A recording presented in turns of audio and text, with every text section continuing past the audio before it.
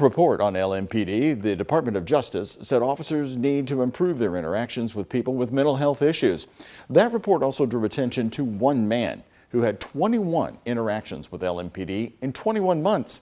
So tonight, Focus investigator Travis Breeze is here bringing us the story of Keith Smith and how agencies are trying to stop another case like this.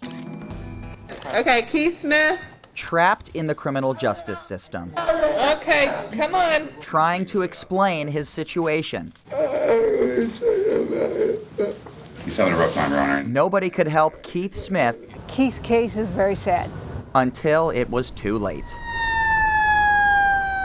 Keith Smith was a 66-year-old homeless man living in Louisville. He was well known to police as he had 21 misdemeanor arrests between March 2020 and January 2022. His most common crime was being a nuisance at local businesses by trespassing or being disruptive. Virtually every one of his cases was dismissed, or he had enough credit for time served to cover his sentence. He does suffer from this mental health illness. Keith's mental health came up often in court, but he was found competent to stand trial in the summer of 2021. So he kept going back and forth between the streets and the courtroom. That sounds like a recipe for disaster. Keith's last arrest was on January 5th of last year for trespassing at a pizza place downtown. He died 4 days later in Metro Corrections. The cause of death was internal bleeding and stomach ulcers. Don't just put them in the court and let them go.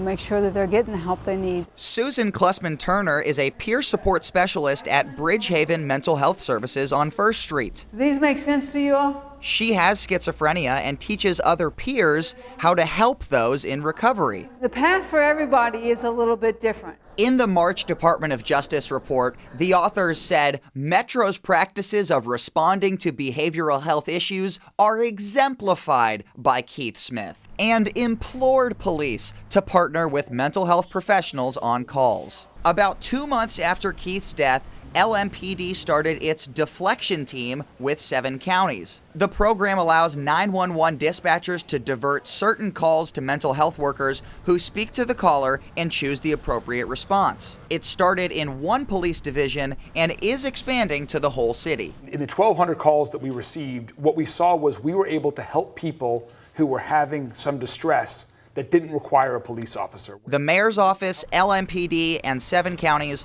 all declined to interview for this story. While the city works on the police side, experts say the courts have needs too. In most situations, there is no obvious course to take.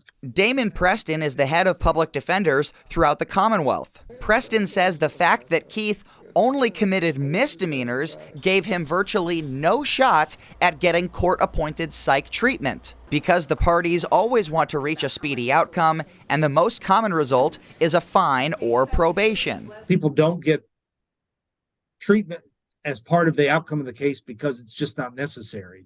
They can get out of jail without getting treatment. Preston says leaders across the state are starting to realize this issue. And it was the focus of a recent mental health summit at the Galt House. If it's a crime that doesn't have a specific harm or a specific victim, I would hope that the focus would be on how do we make the future better. A person with mental illness, their survival is based on their relationships. Klussman-Turner believes Keith died because he had no relationships. She hopes that as we improve the system, we meet people where they are and notice when someone is stuck in a cycle. Even the sickest of people can be helped. A spokesperson for the mayor's office says the community care campus that is going to be going in the Smoketown neighborhood will be a resource for homeless people with mental health issues. They are hoping to have a phased opening of that project, with it starting by the end of this year.